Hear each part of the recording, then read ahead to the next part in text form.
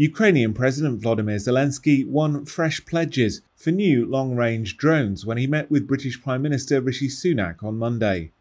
That's as Ukraine hails its first substantial battlefield advances for 6 months.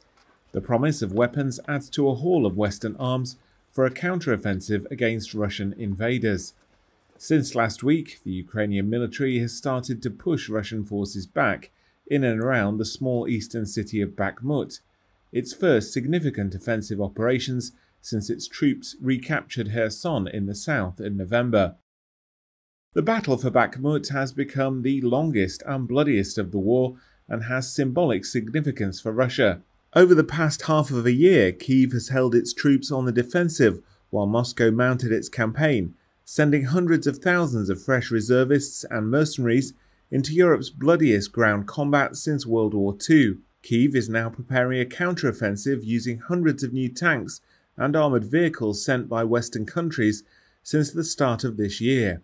Their aim is to recapture the sixth of Ukraine's territory that Moscow claims to have annexed. Russia said it did not believe the added British hardware would change the course of the conflict. Zelensky's trip to Britain was the latest stop on a tour that saw him visit Rome, Berlin and Paris, pocketing major weapons pledges along the way.